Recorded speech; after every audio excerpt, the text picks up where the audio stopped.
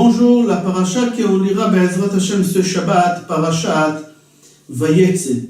On voit dans la paracha que Lavan dit à Yaakov comme ça: Malé shevuah zot untena lecha gam et zot ba'avoda asher ta'avod imadi od 7 shanim acherot. Lavan, après qu'il a eu Yaakov Atzadik et qu'il lui a donné Léa au lieu de lui donner Rivka, Lavan propose à Yaakov de travailler encore 7 ans pour qu'il puisse avoir Rachel comme femme. Qu'est-ce qu'on voit ici? Que Lavan, il demande même pas à Yaakov combien des années tu veux travailler pour avoir Rachel comme femme. Il vient, il le met devant la fête accomplir et il lui dit: voilà, tu travailleras 7 ans pour avoir Rachel.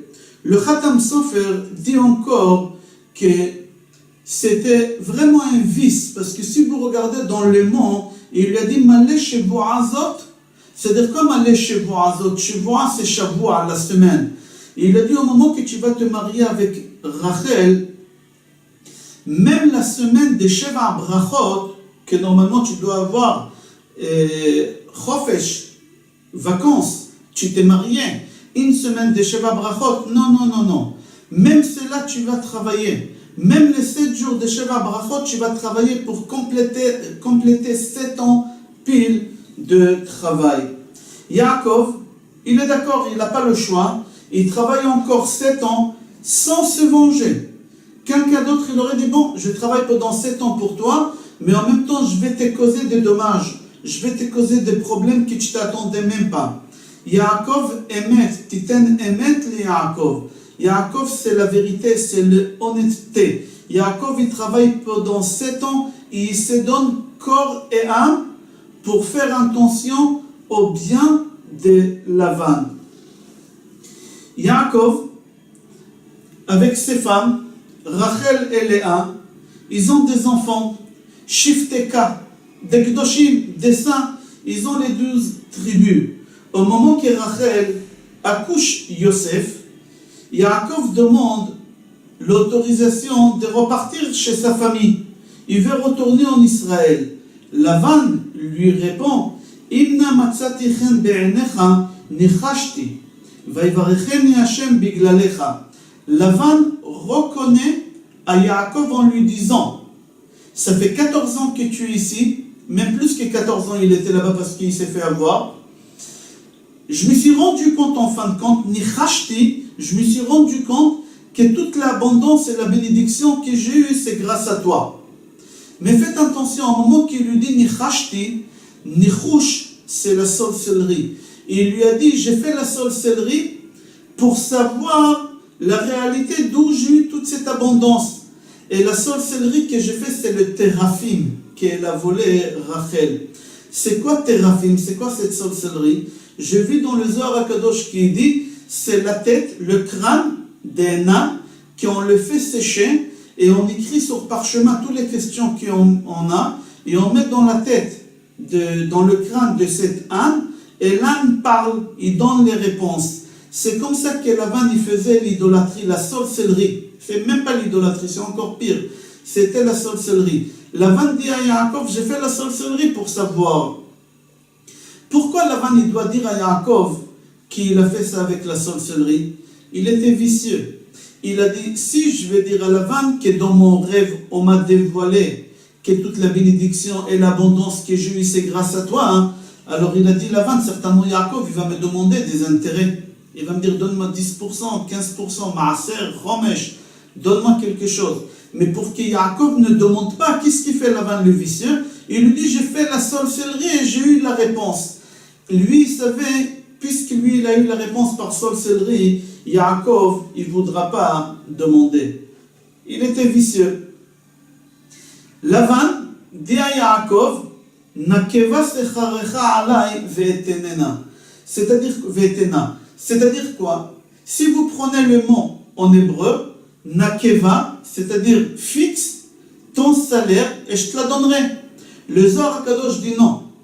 Nakeva, la chante Nekeva. Ce voyou-là de Lavan dit à Yaakov: je me suis rendu compte que tu travailles que pour les femelles. Nekeva, ça veut dire femelle. Je vois que toi, tu travailles que pour les femelles. Tu as travaillé 7 ans pour Léa, tu as travaillé 7 ans pour Rachel, maintenant tu veux partir. Peut-être tu as envie d'avoir une autre femelle, dis-moi laquelle que tu veux, je t'arrange le coup. Et je te donnerai cette femelle. Comme ça, ce voyou-là, il parle à Yaakov Avinu Kodesh Kodashim. À la fin, Yaakov il décide de prendre sa femme, il voit qu'il n'a pas de discussion avec Lavan, il a décidé de prendre ses femmes et ses enfants, et il se sauve de Lavan. Il se sauve. Lavan il découvre ça que Yaakov il s'est sauvé, et il court derrière lui. Il court derrière lui, et au milieu de la nuit, il dort Lavan, et Akadosh Baruch Hu vient chez Lavan dans le rêve, et il lui dit, Ishamer lecha pen tedaber im Yaakov, fais attention à toi si tu vas parler à Yaakov, fais attention à toi si tu vas le redresser un seul mot. Le lendemain matin, Lavan se réveille, il arrive chez Yaakov, il rattrape Yaakov, mais il n'a pas le droit de parler avec Yaakov. Mais il lui dit, je te comprends mon fils, tu as langui tes parents, c'est tout à fait normal, tu as envie de partir. Mais une seule chose, j'aimerais te demander, pourquoi tu m'as volé mon Dieu? Pourquoi tu m'as volé mon Dieu? Vous savez, on raconte une histoire qu'un jour, dans une maison d'un juif, il y a le feu qui a éclaté là-bas. Et le feu a brûlé toute la maison. Les gens, ils ont essayé d'éteindre le feu, mais personne n'a réussi, tout a été brûlé. Soudain, le propriétaire de cette maison, il s'est mis debout, avec ses deux mains comme ça, il a fermé les yeux, il a fait la prière, Baruch ata Hashem, Elokeinu melech haolam shelo asani goy. Je te remercie Hachem que tu ne m'as pas créé, tu ne m'as pas fait naître Goy. Les gens ils ont cru qu'il est devenu fou, quel rapport la maison brûlée avec Goy, c'est quoi ça? Au moment qu'ils lui ont posé la question, il a répondu, il leur a dit, je remercie Akadosh Baruch Hu que je ne suis pas Goy. Pourquoi? Puisque je suis juif, alors mon Dieu il se trouve dans les cieux. Il n'est pas à la maison, il n'est pas en train d'écramer. Mais si je faisais l'idolâtrie, mon Dieu il doit être avec moi à la maison. Comme ils avaient l'habitude, dans leur chambre à coucher, ils avaient leur Dieu. Alors mon Dieu, il aurait été brûlé avec la maison. Alors je remercie Akadosh Baruch Hu, que j'ai Akadosh Baruch Hu, que c'est lui mon Dieu qui se trouve dans tout l'univers. Pas chez moi à la maison, dans tout l'univers. Ok, maintenant on va revenir chez Lavan. Lavan demande à Yaakov, pourquoi tu m'as volé mon Dieu? Et là, il reprend des recherches dans tous les biens de Yaakov. Sans demander l'autorisation, il commence à fouiller dans les affaires de Yaakov. En réalité, vous le savez bien, c'est Rachel qui l'a volé et elle les a cachés sous le coussin de Chamon. Et elle s'est assise dessus. Et son père lui dit, ma fille, lève-toi, j'aimerais chercher pour savoir si les trafims ils sont là, mon Dieu, il est là. Et elle lui dit, papa, excuse-moi, je ne peux pas me lever, je suis malade. Lui, il réfléchit même pas. Est-ce qu'il va lui dire, Rouchale, Rachel, bien sûr je te comprends, qu'est-ce que tu as exactement, je vais te donner un acamol, un doliprane, quelque chose. Pas du tout. Il lui demande de se lever pour chercher et louer son Dieu. Chazal dit que Lavan il a obligé sa fille à de se lever pour vérifier. Et comment ça se fait qu'il ne les a pas trouvés? Dans Bereshit Rabbah, c'est un midrash, dans Bereshit Rabbah c'est marqué qu'il n'a pas trouvé les trafim aval côté niyot matzah. C'est des petits couverts, des petites assiettes, des petites fourchettes, des petites marmites, il a découvert là-bas. Yaakov Avinu, quand il a vu son beau-père en train de fouiller partout, il s'est contrôlé, il n'a rien dit. Contraire, il a répondu comme il faut. Là, on voyait la discussion entre l'impureté, le vice, et le tmimout, le émet et la sainteté de Yaakov. Yaakov dit à Lavan, Avadeti otra, je t'ai servi honnêtement, loyalement, jour et nuit j'ai travaillé pour toi. Lavan lui répond, tout ce que tu as ici, ça m'appartient. Même les femmes que tu as pris, que c'est à toi, il m'appartient. Et tu dois dire encore merci que tu respires, que tu es sorti vivant de chez moi. Vous savez, ça rappelle quoi? Ça rappelle l'histoire dans Megillat Esther. Le roi, quand il a appris que Mordechai, il a sauvé la vie au roi, le roi, il demande, est-ce qu'on lui a fait quelque chose? Est-ce qu'on a récompensé? Et là-bas, on voit qu'on dit au roi, Lo na'asa imo davar. C'est-à-dire quoi, Lo na'asa imo davar? Là-bas, on dit que c'est Rabbi Meir Shapira Milouvlin dit qu'ils ont voulu dire au roi, déjà qu'on n'a rien fait à Mordechai, déjà c'est un salaire. Normalement, on devait le tuer depuis très longtemps, ce bonhomme-là. Mais déjà qu'on n'a pas touché ce bonhomme-là, déjà c'est un cadeau qu'il a eu de notre part. C'est ça qu'est-ce que Lavan dit à Yaakov. Tout ce que tu possèdes, ça m'appartient. Même les femmes que tu as pris, que tu as travaillé pour eux, ça m'appartient. Même l'air que tu respires, l'oxygène que tu respires, ça m'appartient. Et si tu as la vie sauve aujourd'hui, c'est grâce à moi. Si je n'étais pas là, tu n'aurais pas eu aujourd'hui la vie sauve. Lavan continue de dire à Yaakov, maintenant, viens, on va faire une alliance entre nous. Et comment? Il lui dit,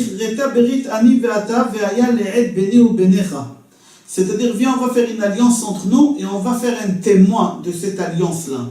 Et qu'est-ce qu'ils font? C'est quoi les témoins? C'est les pierres. Ils ont fait une montagne de pierres. Et là-bas, dans le passouk, c'est marqué, Vaikach Yaakov, et il a pris des pierres Yaakov de là-bas. Rashi sur place dit, qui a pris les pierres? C'est les enfants de Yaakov. Seuls les enfants de Yaakov, ils ont fabriqué cette montagne de pierres pour pouvoir faire l'alliance. Et Lavan, il veut faire une alliance avec Yaakov, et en plein milieu de cette alliance, il est en train de dire des mensonges. Regardez. Lavan dit à Yaakov, voici ce monument que j'ai monté entre toi et moi. Que j'ai monté? Pourquoi? C'est toi qui l'as monté? Tu n'as même pas levé une petite pierre, un petit caillou, tu n'as pas levé. C'est mes enfants qui ont tout levé. Il veut faire une alliance entre lui et Yaakov, et déjà l'alliance, elle vient de finir, ce monument, il vient d'être fini, et déjà tu commences par des mensonges en disant que j'ai monté. Qu'est-ce que tu as monté? Tu n'as pas monté, c'est les enfants de Yaakov, c'est mes enfants qui ont fait ça. Il n'a même pas rougi, comme ça c'est marqué dans les Midrash, il n'a même pas rougi. La question qu'on se pose, comment Yaakov il a pu vivre avec quelqu'un comme ça pendant 20 ans? Avec un bonhomme malhonnête. Il est que dans le vice tout le temps. Comment Yaakov il a pu faire? Il y a un secret. Il y a un secret qui est caché dans ça. Un secret extraordinaire. C'est quoi? Ani ma'amin be'emuna shelema. J'ai confiance à Akadosh Baruch Hu, une confiance absolue à Akadosh Baruch Hu, que c'est lui qui a créé le monde, c'est lui qui gère le monde. Personne ne peut rien faire, personne n'a rien fait, personne ne fera rien sans qu'Akadosh Baruch Hu va décider les choses qui vont se faire. Et Yaakov, il a vécu tout le temps avec cette idée que c'est Akadosh Baruch Hu, c'est lui qui a fait, c'est lui qui fait et c'est lui qui fera, et personne d'autre fait quelque chose. Yaakov, il a vécu avec cette idée que Lavan ne peut pas le voler, que Lavan ne peut pas lui faire de mal, Lavan ne peut pas l'atteindre. Pourquoi? Pour la simple raison qu'on n'est que des marionnettes ici sur terre. C'est Akadosh Baruch Hu qui tire tous les ficelles. C'est Akadosh Baruch Hu, c'est lui qui décide comment ça va se passer. Akadosh Baruch Hu, c'est lui le patron unique du monde. Et comme ça, Yaakov, il a vécu. Il a dit, si je vis avec cette confiance qu'Akadosh Baruch Hu, c'est lui qui l'a créé, c'est lui qui fait, c'est lui qui l'a fait, c'est lui qui fera, je serai l'homme le plus heureux sur terre. Et c'est pour ça Yaakov, il ne s'est pas énervé. De quoi il faut s'énerver? Tout ce qui m'arrive, c'est Akadosh Baruch Hu qui a décidé. C'est Akadosh Baruch Hu qui l'a voulu. C'est pas pour rien, la Torah nous a écrit toute cette histoire dans notre paracha entre Yaakov et Lavan. Pour nous apprendre c'est quoi la vérité. C'est quoi le émet que Yaakov il a eu. Comment le mensonge et la vérité, qui gagne, qui va gagner à la fin. Pendant 20 ans, Lavan il est en train de mentir à Yaakov, mais en fin de compte, à la fin, qui a gagné? Qui a gagné? C'est Yaakov qui l'a gagné. Avec le silence qu'il a eu. Titen emet le Yaakov. La vérité de Yaakov, c'est elle qui l'a gagné. Et Yaakov, il a vécu tout le temps avec cette idée qu'il va gagner à la fin parce qu'il est sur le droit chemin. Et c'est lui qui est sur le droit chemin, c'est lui qui va gagner à la fin. Je vous souhaite Shabbat Shalom, Bracha ve'Hatzlacha et Kol Tov.